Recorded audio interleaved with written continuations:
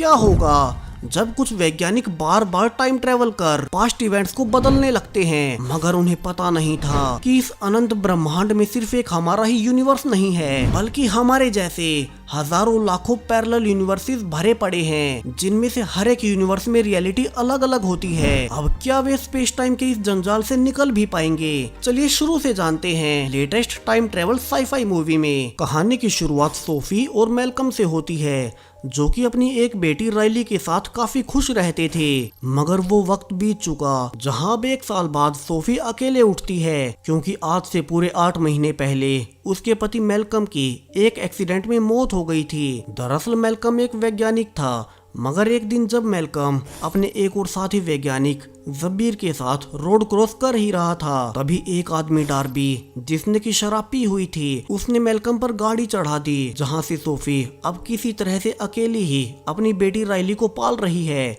जहां वो घर चलाने के लिए एक ओल्ड एज होम में जॉब कर रही है। जबकि पिता की मौत के बाद से दुखी राइली भी अब पढ़ाई में बिल्कुल ध्यान नहीं देती, और आज भी जब सोफी काम पर थी तो उसके पास राइली के स्कूल से फोन आता है कि वे राइली को स्कूल से निकाल रहे हैं, क्योंकि वो पिछले काफी समय से क्लास बंक कर रही है। वहीं उसका पढ़ाई में भी ध्यान नहीं है, तो सोफी को अभी ही स्कूल आकर राइली को पिक करना होगा। अब चूंकि सोफी जॉब से नहीं जा सकती, तो वो अब मैल्कम के पुराने साथी जब्बीर को कॉल कर राइली को स्कूल से घर लाने को कहती है। वहीं जब्बीर अभी भी अपने साइंस प्रोजेक्ट को लेकर काफी सीरियस था, और वो हमेशा उसी में लगा रहता है। वहीं अब जॉब के बाद सोफी कोर्ट जाती है, जहां डार्बी, जिसने उसके पति का एक्सीडेंट किया था, मगर अब सोफी पाती है कि कोर्ट ने उसे भी बेल दे दी है। अब सोफी ये देख काफी दुखी थी, और वो अब अपने लॉयर से कहती भी है कि डार्बी ने शराब के नशे में उसके पति को मार डाला, मगर अब कोर्ट ने उसे बेल कैसे दे दी, और डार्बी की वजह से उसकी पूरी जिंदगी बर्बाद हो गई है। मगर अब लॉयर्स कोर्ट के सामने क्या ही कर सकते थे।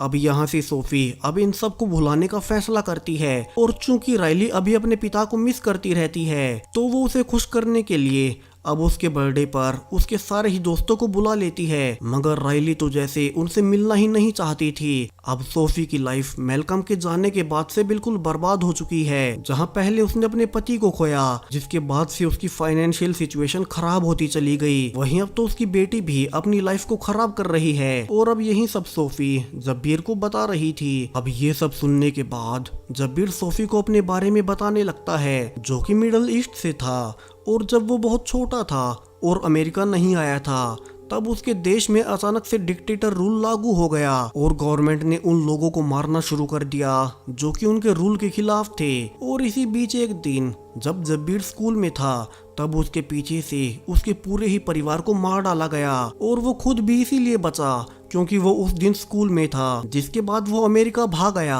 और उसी के बाद से वो हमेशा सोचता रहा कि क्या हो अगर वो समय में पीछे जाकर अपने परिवार को बचा ले। और अब यहाँ से आगे जो जब्बीर सोफी को बताने वाला था, वो तो काफी ही हैरानी भरा था। दरअसल वो मैल्कम के साथ मिलकर एक टाइम मशीन बनाने पर काम कर रहा था, मगर उसके पूरे होने से पहले ही मैल्कम मारा गया।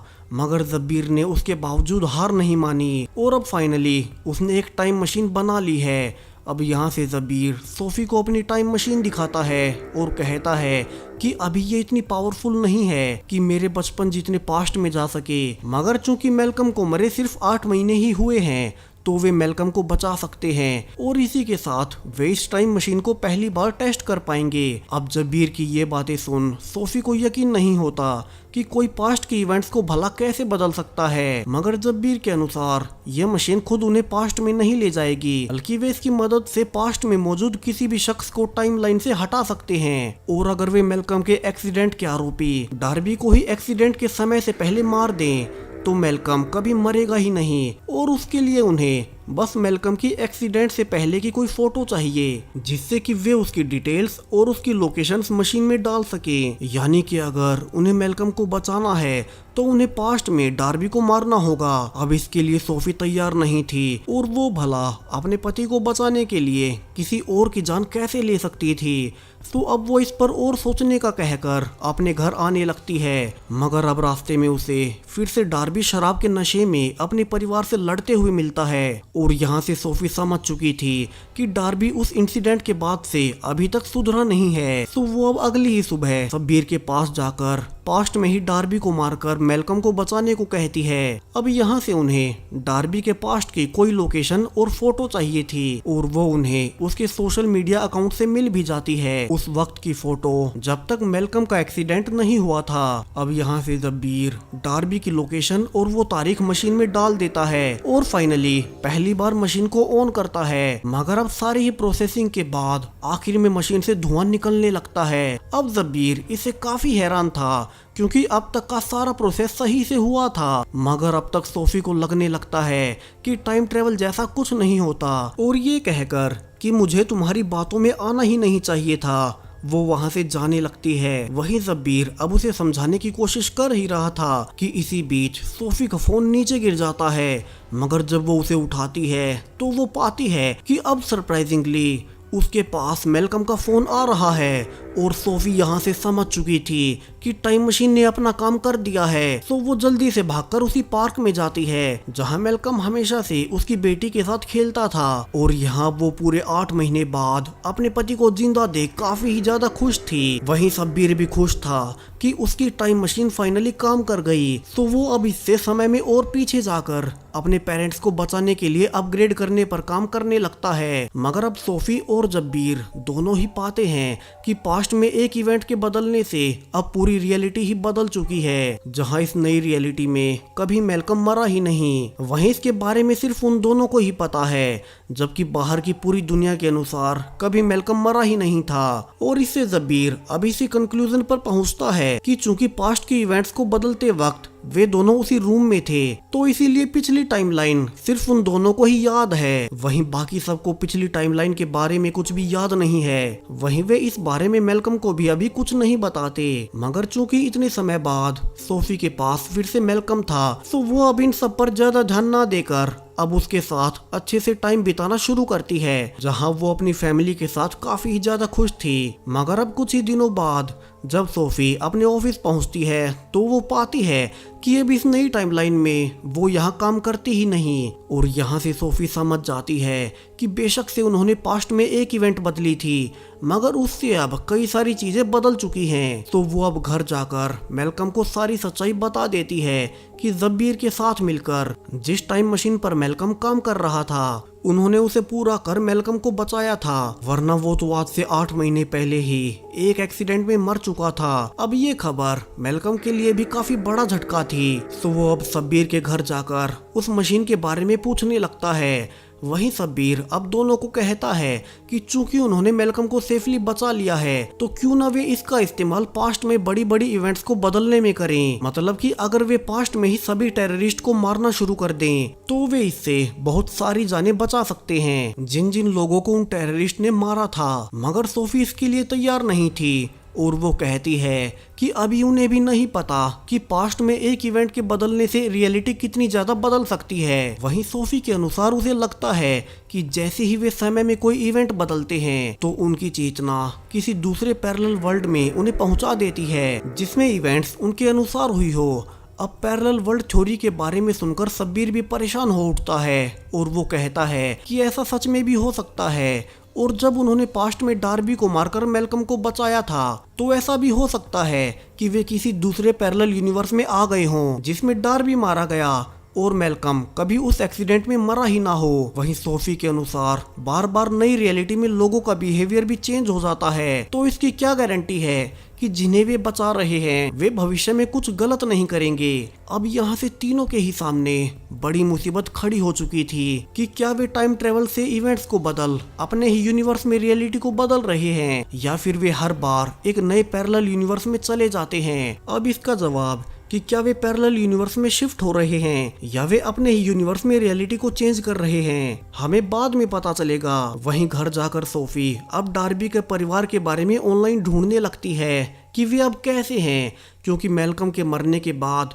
उसकी भी हालत काफी खराब हुई थी। वहीं उसने अपने पति मेलकम को बचाने के लिए डार्बी की जान ले ली थी। तो अब सोफी को पता चलता है कि डार्बी की भी एक पत्नी कायरा और एक बेटी मैगी है, जो कि डार्बी के मरने के बाद से काफी ज्यादा बुरी हालत में है। अब यहाँ से सोफी उनके बारे में जान रोने लगती है, क्योंकि उनकी इस हालत की जिम्मेदार खुद सोफी ही थी। तो अब वो अगले ही दिन डार्बी के घर जाती है, जहाँ से उसे पता चलता है कि डार्बी की पत्नी पैसों की कमी के चलते अपना घर बेचकर जा चुकी है। तो अब वो वहाँ से डार्बी की पत्नी कायरा के नए एड्रेस पर जाती है, जहाँ से वो पाती है कि अब कायरा एक रेस्टोरेंट में काम करती है, जहाँ से सोफी अब उसकी बुरी हालत को देख झूठ बोल उससे दोस्ती करने लगती है कि वो डार्बी की पुरानी दोस्त है। अब यहाँ से बातों बातों में कायरा बताने लगती है कि डार्बी के मरने के बाद से उनकी हालत काफी खराब हो गई और अब वे रोड पर आ गए हैं। वहीं उनकी बेटी मैगी को भी कैंसर है, जिसके इलाज तक के पैसे उसके पास नहीं है। और यहाँ से सोफी को अब उस पर काफी दया आती है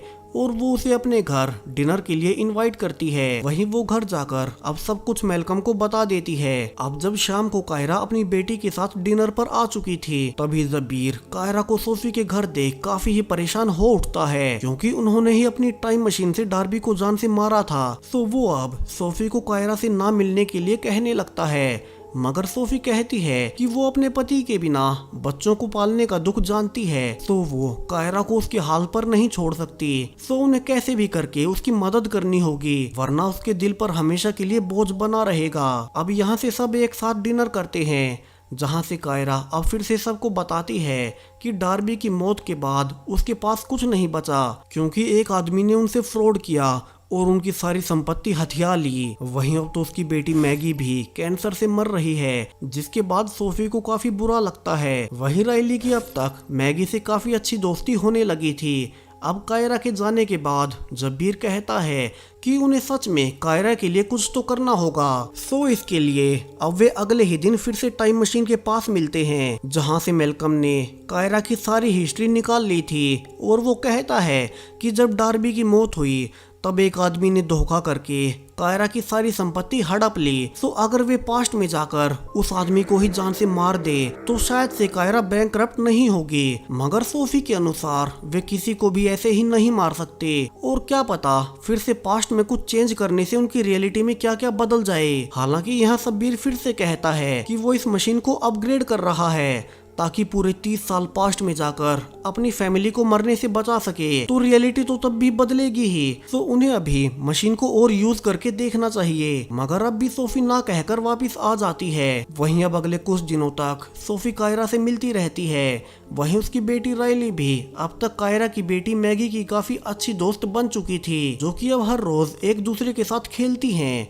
मगर एक दिन अचानक से मैगी खेलते हुए बेहोश हो जाती है, जहां से सोफी और कायरा जल्दी से उसे हॉस्पिटल लाते हैं। मगर अब तक कैंसर की वजह से मैगी काफी कमजोर हो चली थी। वहीं अब उसके इलाज के पैसे ना तो कायरा के पास थे और ना ही सोफी के पास। तो अब फाइनली ना चाहते हुए भी सोफी जब्बीर के पास आकर उसे फाइनली उस आदमी को पास्ट में ही मार देने की हामी भर देती है, जिसकी वजह से कायरा बैंकरप्ट हुई थी। अब चूंकि वे पहले भी इसे यूज कर चुके थे, तो वे समझ जाते हैं कि उन्होंने एक बार फिर से रियलिटी बदल दी है। तो अब सब खुश होकर कायरा से मिलने जाने लगते हैं कि वो अब कैसी होगी। हालांकि अभी तीनों में से किसी को भी अंदाजा नहीं था कि उन्होंने इस बार रियलिटी में कितना बड़ा बदलाव ला दिया है। अब तीनों जब उसी रेस्टोरेंट में जाते हैं तो वे पाते हैं कि इस बार उस होटल की मालिक खुद कायरा ही है, जो कि पिछली टाइमलाइन में यहाँ वेटर थी। वहीं इस टाइमलाइन में मैगी को कोई कैंसर भी नहीं है, क्योंकि शुरू में कैंसर का पता चलते ही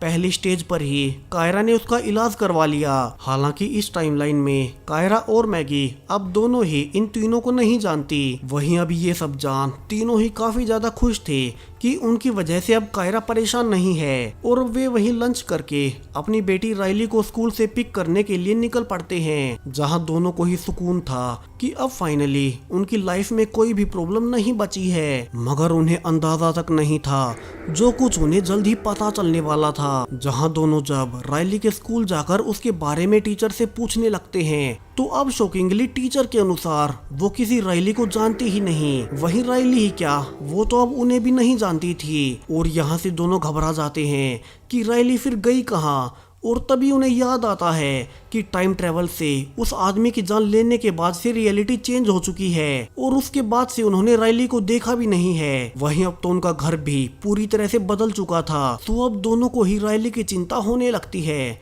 कि उन्होंने रियलिटी में ऐसा कौन सा बदलाव कर दिया। जहां अब सोफी को घर पर एक ड्रामा क्लास का पोस्टर मिलता है, जिससे फाइनली सोफी की जान में जान आती है और वो जल्दी से अब मैल्कम के साथ उसी ड्रामा क्लास में अपनी बेटी राइली को लेने पहुंच जाते हैं। मगर यहाँ दोनों ही अब ये देख हैरान रह जाते हैं कि अब इस नई रियलिटी में उनकी बेटी राइली है ही नहीं, बल्कि इस रियलिटी में राइली एक लड़का है जो कि अब सोफी को माँ कहकर पुकार रहा था। और यहाँ से अब मैल्कम और सोफी दोनों ही घबरा चुके थे, यानी कि शुरू से ही सोफी की थ्योरी सही थी। और जब भी वे टाइम में पीछे जाकर मशीन से किसी को पास्ट में मार देते तो उसी वक्त वे किसी दूसरे पैरेलल यूनिवर्स में शिफ्ट हो जाते। यानी कि सोफी और शब्बीर ने शुरू में ही मैल्कम को नहीं बचाया था, बल्कि वो अपने रियल यूनिवर्स में अभी भी मरा हुआ है। इसके बावजूद वे मशीन से एक ऐसे पैरेलल यूनिवर्स में आ गए थे जहां डार्बी पहले ही मर चुका था और मैल्कम जिंदा था। और इसीलिए शुरू से ही जो भी मशीन के पास रहता, उसी रियलिटी बदलने के बाद से उस यूनिवर्स में क्या क्या घटनाएं हुई वो कुछ याद नहीं रहता था, क्योंकि वो तो उनका रियल यूनिवर्स था ही नहीं। बल्कि वे जितनी बार भी टाइम मशीन का इस्तेमाल कर किसी को पास्ट में मार देते, तब हर बार जो भी मशीन के पास होता उसकी चेतना उसी के पैरेलल वर्ल्ड के वर्जन में चली जाती, जिस यूनिवर्स में उनके मुताबिक वो शख्स मारा गया हो। और अब यही सब उन दोनों के अलावा शब्बीर भी समझ चुका था। वहीं इसका मतलब ये भी था कि जितनी बार उन्होंने टाइम मशीन का इस्तेमाल किया था, तब हर बार जिस यूनिवर्स से वे चले जाते थे उनके वहां के वर्जन मारे जाते होंगे, क्योंकि बिना चेतना के कोई भी शरीर कैसे जिंदा रहेगा। वहीं उनकी चेतना तो पैरेलल वर्जन में चली जाती थी। और अब यहाँ से तीनों ही समझ चुके थे कि जिस स्पेस टाइम में वे खुद को भगवान समझकर अपने हिसाब से बदलाव कर रहे थे, वो इतना अनंत है कि कोई इसे समझकर भी नहीं समझ सकता।